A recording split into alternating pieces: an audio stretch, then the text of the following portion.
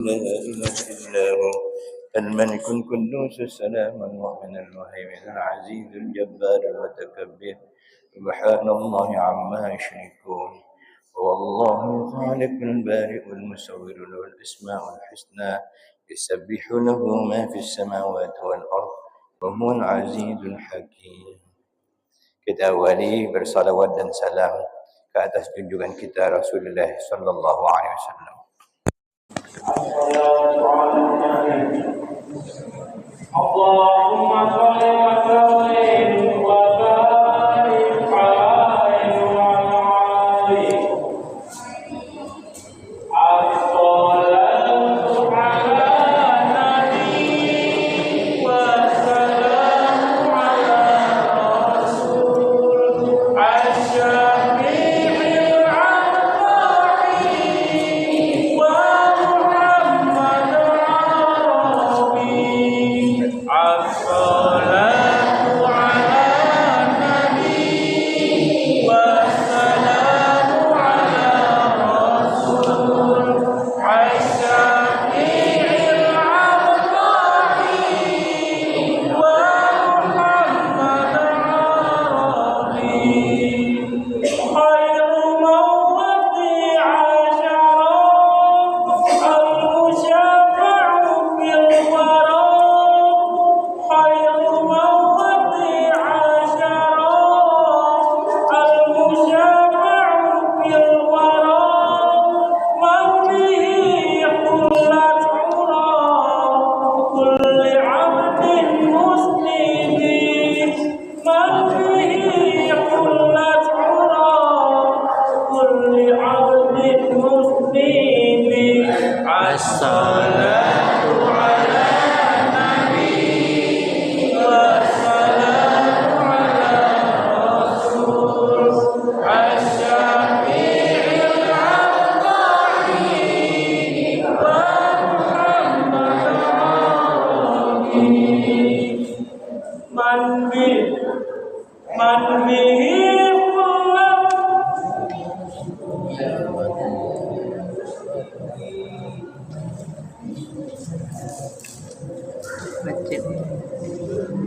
malahu min muslimin wa da'watuhu bihi.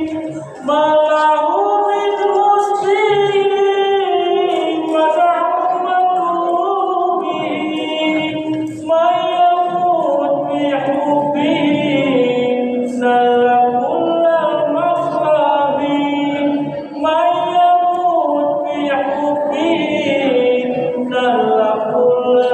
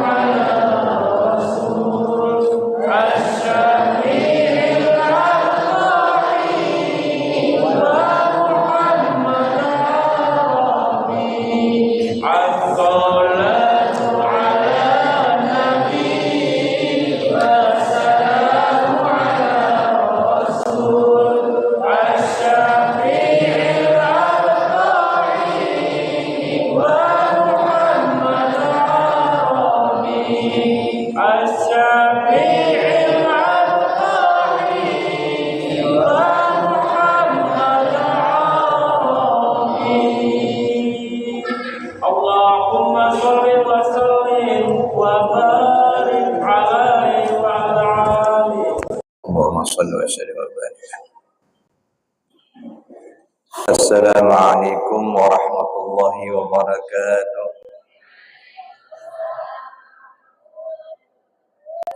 بسم الله الرحمن الرحيم. الحمد لله الذي إذا أراد بعبده خيرا يفقهه في الدين،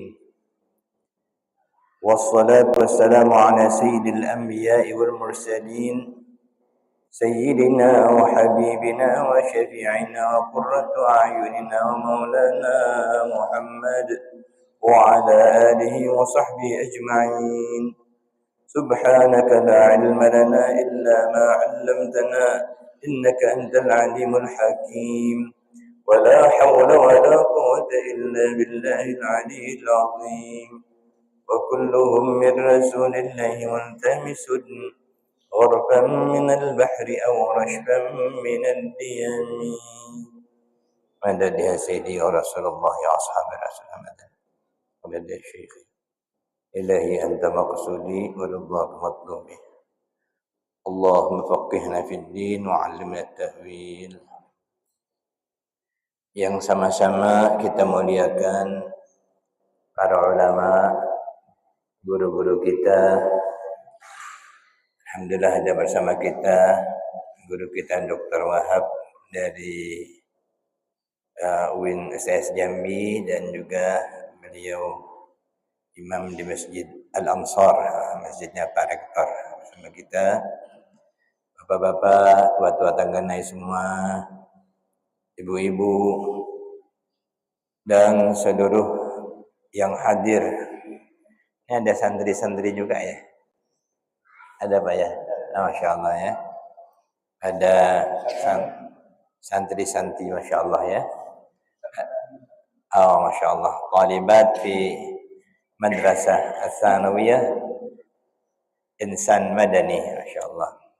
Mudah-mudahan Allah Subhanahu wa Ta'ala mengampunkan kita dan senantiasa menganugerahkan kita keberkahan, kelapangan, kebahagiaan, dan Allah kuatkan kita untuk beribadah kepada Allah Subhanahu wa Ta'ala.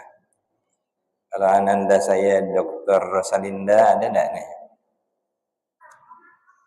Oh ada, insyaallah ada.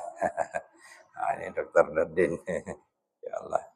Mudah-mudahan bermanfaat untuk kita semua dan keberkahan juga untuk kita semua. Amin ya rabbal alamin.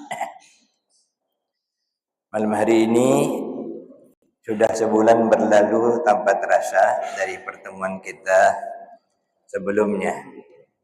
Siogianya 2 minggu yang lalu jadwal kita, tetapi bertepatan dengan Lailatul Aidil Adha al-Mubarakah, bersamaan dengan malam Idul Adha yang penuh dengan berkah. Alhamdulillah pada malam hari ini Allah kumpulkan kita niat menjunjung tinggi perintah Allah. Karena yang wajib kita tanamkan pertama kali kenapa kita menuntut ilmu, kita menjunjung tinggi perintah Allah dan Rasulnya. Karena ini adalah perintah Allah dan Rasulnya. Dan kita ingin mendapatkan ridhanya, dan kita ingin memahami agamanya. Dengan ilmulah agama ini akan sebaik-baiknya dipahami dan diamalkan agar benar-benar mengikuti tuntunan Rasulullah sallallahu alaihi wa alihi wa sahbihi wasallam tasliman katsira. Malam hari ini kita akan langsung kepada babus shalah setelah muqaddimah sebahagian yang telah kita sampaikan pada pertemuan yang lalu. Silakan ada pada halaman berikutnya bab tentang salat, babus shalah. Dari kitab Fathul Mu'in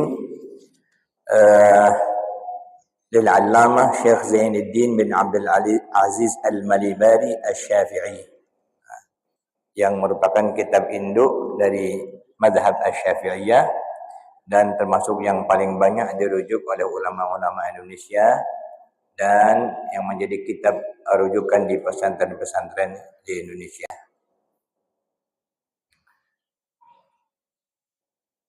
قال المصنف رحمه الله تعالى ونفعنا به وبعلومه في الدارين آمين. باب الصلاة, bab tentang salat. Ai hadza babus salati. Yang mengajinahu bab ini khabar mubtada mahdzuf.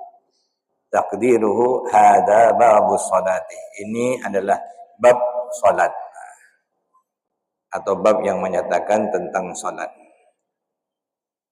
Hiya syar'an aqwalun wa af'alun makhsusatun.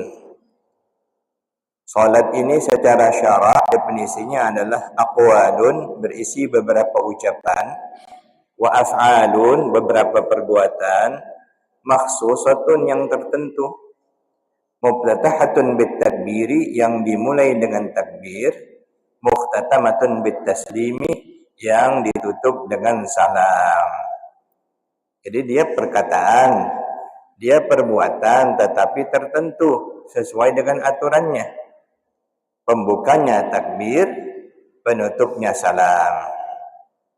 Wa summiyat bidzalika, dan dinamakan salat itu dengan nama salat, lishtimaliha ala salati, karena mencakupnya perkataan, perbuatan, ala salati, atas salat yang dikerjakan. Lughatan, secara bahasa, wahiyad du'a'u, artinya adalah doa.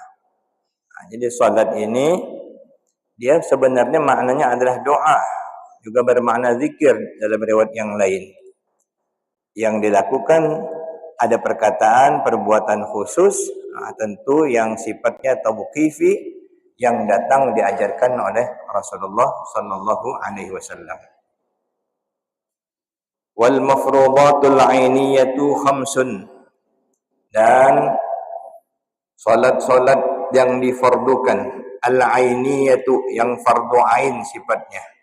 Maksud fardu ain ini bagi setiap individu yang sudah mukallaf, sudah akil baligh, semuanya jadi wajib bagi mereka. Beda dengan fardu kifayah.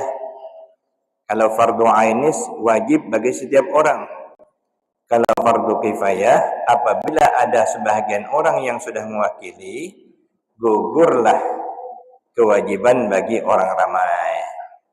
Macam kemarin korban tu hukumnya sunnah kifayah bagi satu keluarga. Kalau ada satu keluarga yang mewakili berkorban, maka gugurlah tuntutan kesunahannya itu bagi anggota keluarga yang lain. Disebut kifayah. Cukup maknanya. Tapi kalau ainiyah tertentu, itu artinya semua orang wajib mengerjakannya. Berapa salat yang diwajibkan fardu ain? Khamsun, yaitulah 5. Ai khamsu marratin, 5 kali sehari, fi kulli yaumin wa lailatin, pada setiap hari dan malam. Awalnya Bapak Ibu 50 waktu. Dalam Isra dan Mi'raj, pada waktu Mi'raj Nabi menerima kewajiban salat ini di khamsuna marrah, 50 kali sehari semalam. Ini ada satu filosofi yang terkandung dari makna ketaatan, namun juga ada makna kita diberikan oleh Allah Subhanahu wa taala, salah satunya berpikir, dan juga dalam agama kita ini banyak kemudahan. Melalui usulan Nabi Musa alaihissalam, akhirnya diwajibkan 5 kali sehari semalam.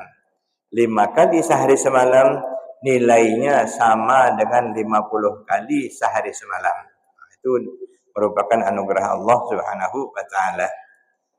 Sempat 50 kali sehari semalam, tak bisa bergerak lagi kita. Sedangkan 5 kali ini kita banyak, banyak yang tidak dapat melakukannya dengan sebaik-baiknya. Ini adalah kemudahan dari Allah. Sempat 50 kali, ini tak bisa keluar lagi Ustaz Nurdin dari rumah. Alhamdulillah, Allah mudahkan. Ma'lumatun minad dini bid-darurati, yang diketahui kewajibannya pada agama bid-darurah, dengan pasti. Jadi kalau ada orang yang masih tak tahu, mengatakan maghrib tu wajib ya, subuh tu wajib ya, ini bermasalah. Bahkan kalau ada orang yang tidak menganggap wajib subuh, zuhur, asar, maghrib, isya dengan keyakinan, faqad kafara, maka orang tersebut telah keluar daripada agama. Kenapa? Karena ini istilahnya ma'lumun minad dini bid-darurah. Ini sesuatu yang niscaya, tidak boleh tidak tahu bahawa hukum solat yang 5 waktu itu wajib adanya. Fayakfuru jahiduha, maka kafirlah orang yang mengingkari solat yang 5 kali sehari semalam itu. Apalah solat-solat Allah tu baik, tak ada perlu dak subuh, zuhur, asar, tak ada wajib dak. Berarti kan mengingkari. Kalau sampai akidah meyakini solat itu tidak wajib, dia mengingkarinya, fayakfuru, maka kafir orang tersebut. Wal'iyadu billah. Walam tajtami hadhihi al-khamsu li ghairi nabiyina Muhammadin sallallahu alaihi wasallam. Dan kewajiban salat yang 5 kali sehari semalam ini tidak terkumpul li ghairi nabiyina, bagi selain nabi kita Muhammadin sallallahu alaihi wasallam. Nabi Muhammadin. Kalau kita ngaji nahwu disebut dengan atab bayan. Boleh juga disebut dengan badal, tapi sebagian mengatakan karena Nabi Muhammad itu lebih masyhur daripada kata Nabi. Allah Ta'ala alam.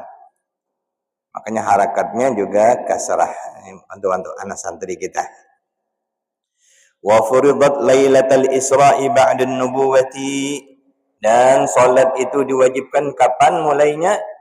Lailatul Isra'i, pada malam Isra', ba'da an-nubuwati bi'10 sinina, setelah 10 tahun kenabian Nabi Muhammad sallallahu alaihi wasallam. Karena Nabi di Isra' Mi'rajkan itu, Nabi kan diangkat jadi Rasul umur 40 tahun. Maka Nabi di Isra'kan 10 tahun kemudian. Berarti waktu Nabi umur 50 tahun. 10 sinin wa 3 ashhur. 10 tahun 3 bulan. Berarti umur Nabi 50 tahun 3 bulan. Untuk kita ketahui Nabi SAW berdakwah di kota Makkah Al-Mukarramah sebelum hijrah. Setelah diangkat menjadi Rasul itu selama 13 tahun. Setelah 13 tahun, umur beliau 53, hijrah ke Madinatul Munawwarah. Di Madinah Al-Munawwarah selama 10 tahun. Sampai Nabi kita dipanggil oleh Allah Subhanahu wa Ta'ala pada umur 63 tahun. Jadi pertama diwajibkan pada malam Isra' dan Mi'raj. 10 tahun setelah kenabian, 10 tahun 3 bulan. Lailata 27 min Rajab, tepatnya pada malam 27 Rajab. Sesuailah dengan malam Isra' dan Mi'raj. Walam tajib subhu yaumi tilkal lailati. Malam tu sudah diwajibkan tapi subuh belum dapat dilakukan. Dan belum diwajibkan. Kenapa? Li'adamil ilmi, karena belum ada pengetahuan diajarkan Allah bikaifiyatiha, tentang tata caranya. Jadi nanti baru pada riwayat malam berikutnya itu dilaksanakan Nabi karena telah diajarkan oleh Allah Subhanahu wa Ta'ala tata caranya. Innama tajibul maktubatu, hanya saja wajib al-maktubatu. Apa yang wajib? Salat yang diwajibkan, yang 5 waktu. Artinya as-salawatul khamsu, salat-salat yang 5 waktu. Kitab kita kemarin kekeciannya nampaknya ada ya. Tapi rupanya ada versi yang besar. Nanti bisa boleh tanya ke Ustaz Rajikin, bahkan lengkap dengan terjemahnya untuk memudahkan. Ala kulli muslimin mukallafin, hanya saja diwajibkan solat yang 5 waktu itu atas kulli, setiap muslimin, orang muslim, mukallafin, yang mukallaf. Siapa orang yang mukallaf? Balighin, yang sudah baligh, akilin, lagi berakal. Kalau baligh saja tapi ternyata mohon maaf tidak normal otaknya, maka tidak ada wajib. Apa istilah bahasa Indonesia tu orang Kalau saya tengok ODGJ, apa namanya tu? Ada istilah. Saya pun tak tahu apa maksudnya tu. Kalau itu tak ada wajib. Karena tak ada berakal. Yang wajib ni mukallaf, baligh, akil baligh, akil lagi berakal, zakarin laki-laki atau ghairihi atau selain laki-laki, perempuan tentunya, tahirin yang suci. Jadi nanti suci daripada najis, suci daripada hadas besar, suci daripada hadas kecil, itu wajib. Fala tajibu ala kafirin asliyin, maka tidaklah wajib. Apa yang tak ada wajib? Solat.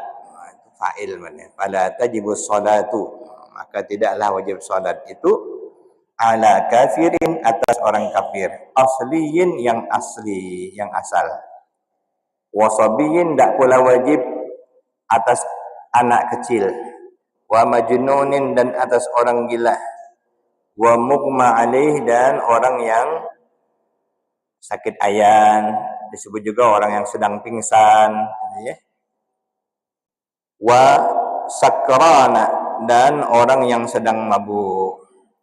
Bila ta'adin, tapi mabuknya itu mabuk yang tidak sengaja. Mabuk dewek dia. Ada tak mabuk yang tak sengaja ni? Tak melampau sebenarnya. Langsung pingsan, pening berputar-putar. Itu mabuk yang tak sengaja. Saat berputar-putar tu tak ada wajib kita. Tapi kalau orang yang mabuk dengan minuman keras tu tak ada gugur kewajiban. Berdosa mereka. Andai mereka beralasan, macam mana ya Allah aku nak solat sedangkan aku mabuk. Nanti dia tanya, mabuk kau karena apa? Mabuk karena hamil kah? Mabuk karena mabuk kendaraan kah? Mabuk karena sakit mah kambuh kah? Atau karena mabuk karena minum? Mabuk karena minum, ya Allah, tepuk malaikat. Kena ketuk. Tak ada bisa alasan. Tapi kalau yang tadi disebutkan, anak kecil, orang kafir tentulah ya.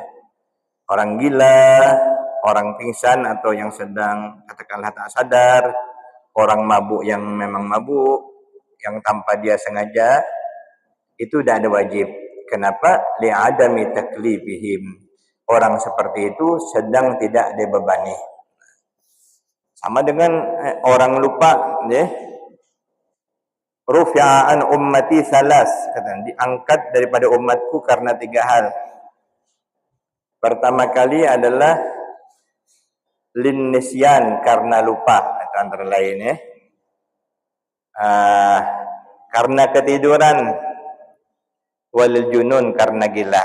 Jadi orang tertidur, kalau tidurnya asli, tak ada yang membangunkan, subuh dia sampai jam 10 pagi, tapi di rumah dewean, dengar bang ida, orang bangunkan ida, maka saat dia tertidur tu dia tak ada dosa dah, asal tidur asli. Cuman ada tak orang tidur asli tak dengar langsung? Hampir tidak ada. Telinga dengar azan, ada suara orang, mendengar ayam berkokok, karena lalai bantainya tidur lagi, bangun jam 10, itu berdosa. Kalau tidur asli, tidak berdosa ya. Atau lupa, kita makan di pada siang hari puasa, yang Ramadan, sepiring habis sudah, sempat bertambah pula. Ditanya, apa makan? Lupa aku.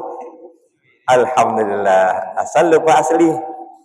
Yang bahayanya lupa ecek-ecek. Mungkin yang anak remaja, sudah dia makan, maknya marah. Apa kau makan? Lupa aku, mak. Padahal bukan lupa, memang makan. Memang sengaja. Wala ala haidin, tidak juga diwajibkan atas orang yang haid. Wa nufasa'a, tidak juga wajib atas orang yang sedang nifas. Li'adami sihatiha, karena tidak sahnya salat, minhuma, karena sebab haid, karena sebab nifas. Ini pula, mohon maaf, illat ulama yang tetap berpendapat bahwa wanita yang sedang haid tidak boleh masuk masjid dengan alasan apapun. Kenapa? Sedangkan solat beda boleh. Apalagi cuma duduk dalam masjid. Solat yang wajib aja ada boleh. Itu alasannya antara lain. Jadi yang sedang haid, yang nifas, tak ada wajib solat. Wala qadha alaihima, dan tidak pula wajib mengqadanya. Qadha ni artinya mengerjakan di luar waktu. Adaan artinya mengerjakan di dalam waktu. Makanya kalau kita solat, khususnya solat fardu, kita mengerjakannya itu di niatnya itu disunatkan pakai adaan. Kenapa? Karena kita mengerjakannya di dalam waktunya. Nah, tapi yang sholat fardu saja disyaratkan. Untuk sholat sunat tidak ada syarat disunatkan nyebut adaan, ya. Tapi untuk sholat fardu itu memang kita dianjurkan mengucapkan adaan. Kalau di luar waktu namanya qadaan. Nah, itu saja bedanya. Cuman ada orang yang qadaan baru sejam. Jam 7 pagi bangun, berarti dia qadaan subuh. Ada orang yang qadaan sudah 10 tahun. 10 tahun yang lalu salatnya belum juga dibayar-bayarnya. Maka dia bayar, wajib hukumnya. Untuk kita ketahui sebagai pengantar awal, karena itu termasuk yang mendesak, bagi orang yang betul-betul meyakini dia masih punya hutang yang jelas ini, kalau hutang yang kabur-kabur itu mudah-mudahan dimaafkan. Macam waktu lagi gadis mungkin banyak tertinggal, tapi sudah tak tahu lagi. Dikerjakan pelan-pelan qada salatnya. Sebab dalam kaidah mazhab Syafi'iyah, hutang saja wajib dibayar, hutang kepada manusia. Dalilnya, ad-dainu yajibu ayyuqdah, hutang wajib dibayar. Wa dainullahi ahaqqu ayyuqdah, dan hutang kepada Allah lebih wajib untuk dibayar. Ini untuk mengkritik pendapat orang kalau sudah terlewat, tidak usah lagi pikirkan, tidak ada qadaan. Terbantah dengan dalil tersebut. Sedangkan hutang pada orang aja wajib, apalagi hutang pada Allah Subhanahu wa taala. Itu kalau kita kabur-kabur, kita boleh berguyur. Tetapi kalau kita yakin, misalnya kemarin zuhur belum sholat, ataupun subuh tadi belum sholat, lalu sholat sunat maghrib, maka hukumnya haram sunat maghrib tuh. Kenapa haram? Bukankah pekerjaan itu pekerjaan sholat? Benar. Tetapi yang wajib belum lagi dikerjakan. Jadi wajib dulu. Tidak boleh kita ngerjakan sunat dulu. Ini nanti kiasnya banyak, Bu. Misalnya di rumah, sampai ke rumah habis isya nanti laki lapar. Bu, makanlah Bu, masaklah atau ambilkan nasi Bu. Tiba-tiba bini baca Yasin. Yasin wal Qur'anul Hakim. Nantilah dulu, aku baca Yasin dulu. Berpahala tak baca Yasin bini itu? Berdosa. Kenapa? Karena mematuhi perintah laki hukumnya wajib. Baca Yasin itu hukumnya sunnah. Kalau laki minta ambilkan makan, minta ambilkan minum. Cuma sekarang ni hebat-hebat bang. Laki yang minta akan buatkan air kopi, buatlah dawet kopi dan sebagainya. Untunglah laki-laki sekarang ini banyak yang baik-baik. Asal jangan termasuk apa tuh, ada asosiasi namanya ISTI, Ikatan Suami Takut Istri. Kalau sekarang laki baik-baik lah insyaallah Pak ya. Bukan takut, bukan. Cuman memang laki banyak yang sayang dengan bini, yang baik dengan bini, itu berpahala. Tapi ingat, kalau ada yang sunat kita kerjakan, yang wajib belum, hukumnya jadi dosa. Ada utang misalnya ada utang asar tadi belum sholat, lalu kita sholat sunnah, itu malah berdosa. Bayar dulu sholat asar tadi, diqadha dulu. Jadi kalau orang yang haid dan nifas, tidak ada wajib mengqadhanya. Sampai sini ada tak yang nak bertanya? Kalau ada yang nak bertanya, tanya itu cakap tungkar. Kalau ada yang mau bertanya silakan. Ya silakan. Bentar ya. Sembahyang tarawih, sembahyang isya belum, haram hukumnya tarawih. Ya. Jadi kalau kita datang tarawih, nak tarawih isya belum, ada caranya. Boleh kita mengikuti pekerjaan imam, tapi niat kita adalah niat wajib. Ada pendapat mengatakan tidak usah ikut imam karena wajib tak dapat ikut dengan sunnah. Tapi pendapat yang paling kuat, silahkan ikut imam. Yang penting kita tahu bahwa solat kita itu solat wajib dan kita tahu imam pun sedang solat apa. Nanti setelah 2 rakaat kita tambah 2 rakaat salam. Penting kita wajib. Karena hukum makmum ini sebenarnya kalau dia tak tahu, itu boleh ngikut walaupun sunat. Kalau untuk yang tahu tadi ada 2 pendapat. Pendapat yang hati-hati tidak ada boleh. Solatlah dewean 4 rakaat. Nanti baru ikut tarawih. Tapi pendapat yang kedua membolehkan karena yang diikuti hanya geraknya saja. Gerak. Kalau qadaan karena tahu ada utang, maka tentu wajib qadaan. Tapi kalau kabur-kabur tadi tidak apa-apa tarawih. Kita kan tidak tahu entah yunda tidak lagi. Cuman piling-piling, qadaan sajalah. Itu tidak dapat dipastikan. Tapi kalau betul-betul yakin, misalnya tadi isya belum, maghrib belum, maka kerjakan dulu yang wajib, baru yang sunnah. Silakan kalau ada lagi. Ya. Oh ya, bentar ya.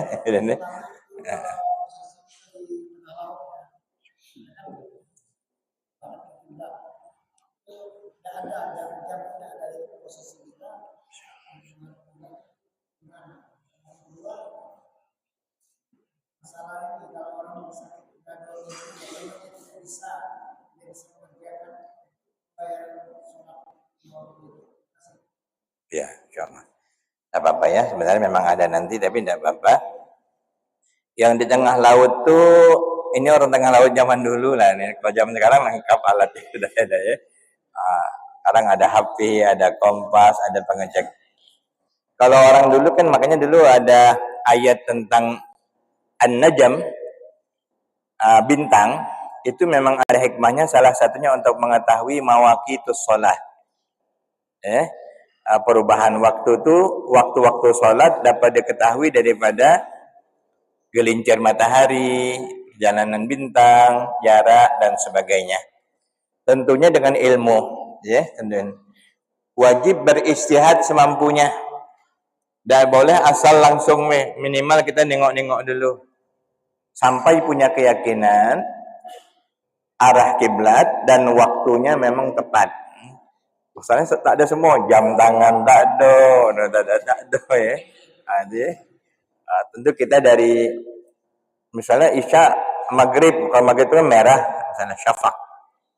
Masuk waktu maghrib. Kalau isya itu atamah, bergelap. Subuh pun, subuhnya kan ada 2, fajar kadzib dengan fajar shadiq. Kalau fajar kadzib itu baru garis, belum lagi ada timbul putih. Garis hitam kan, hatta yatabayyana lakumul khaytul aswadu minal khaytil abyadi minal fajr. Sebalik tu. Hatta yatabayyana lakumul khaytul abyadu minal khaytil aswadi minal fajr. Kita nengok betul-betul masuk waktu subuh dengan terangnya sisi langit, misalnya salat. Letak solat, letak kiblat. Masalahnya sekarang ni kompas tak ada, tak ada. Itu memang agak payah dikit. Tapi kalau orang yang di laut mungkin paham di mana letak barat daya, karena kiblat itu di arah barat daya ke kiri sedikit secara umum itu ya. Kalau tahu itu, insyaallah. Jadi kalau tidak tahu, minimal kalau ada orang wajib bertanya. Tidak boleh kita memandai dewek. Tapi kalau memang sudah ada jalan lain, ijtihad kita semampunya. Pun apa tadi Pak?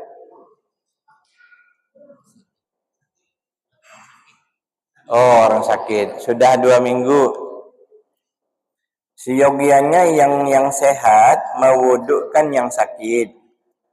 Cukup ambil air sedikit, yang penting ada nama mengalir, sapukan ke mukanya sekali. Setelah diistinjakan tentunya. Karena yang wajib sekali basuh. Tangan sekali basuh. Kiri sekali basuh. Kepala sekali usap. Kaki sekali basuh. Kiri sekali basuh. Kalau memang tak tahan kena air langsung, menggigil dan jadi demam panas, ambilkan tanah yang suci. Nah, carikan tanah yang suci, tanah merah itu, dimasukkan dalam talam. Kalau dapat disaring, ditumbuk, ambil debu halusnya. Kalau di Malaysia ada jualannya tuh, jual debu tayamum. Di kita nampaknya ada. Bisa bikin bisnis tuh, ya. Saya pernah nampak pakai botol. Ditayamumkan. Sebab orang selagi masih hidup itu kewajiban sholat tidak dapat ditunda. Hanya saja kemudahan kalau orang sakit boleh menjamak. Jamak waktu zuhur, jamak ke asar, maghrib, jamak ke isya. Nah, itu kemudahan diantaranya. Dan kalau dia penyakitnya kencing terus, cukup waktu mau salat itu aja dibersihkan, ditutupi, namanya salisil baul. Ada orang pakai kateter misalnya, ya. Tapi andai tidak bisa juga, yang mewudukkan tak ada, yang mentayamumkan tak ada, maka kita sholatlah semampunya. Kalau mampu duduk, duduk. Kalau tak mampu duduk, baring. Baring pertama, baring ke kanan dulu. Kalau tak mampu ke kanan, baring ke kiri. Kalau tak mampu ke kiri, bertelentang. Kalau tak mampu bergerak, isyarat mata. Tidak ada putus kewajibannya tetap selama pikirannya masih waras, masih ada. Tapi kalau pikiran sudah tak ada waras lagi, itu tidak bisa. Sebab ini ada cerita, mohon maaf ibu-ibu khususnya, ini ceritanya bergurau dikit. Cerita orang tua Banjar. Bapaknya ini, ayahnya ini macam sudah nak mati, sudah lemah betul sudah, ya. Ditanya anaknya, abah mau tak kalau aku belikan buah anggur? Tak ada mau. Lemah sudah. Mau tak makan sup? Tak ada mau. Ujungnya ditanyanya, kalau abah ku kawinkan mau tak? Maulah. Padahal sudah tak mati. Padahal itu kan sudah nak mati, tak mungkin lagi. Nah, orang nak mati itu ya tetap selagi masih ada tuh ada akal berarti. Itu masih waras. Tapi kalau dia bilang semua yang ditanya tak jawab lagi, nah itu berarti tidak ada lagi anunya. Macam orang koma. Orang koma itu baru tak wajib. Andai memang tak bisa niat, sholatlah tanpa wudhu. Tak apa-apa. Kalau sholat wajib, kalau dah sehat wajib dibayar. Tetapi ini ada masalah.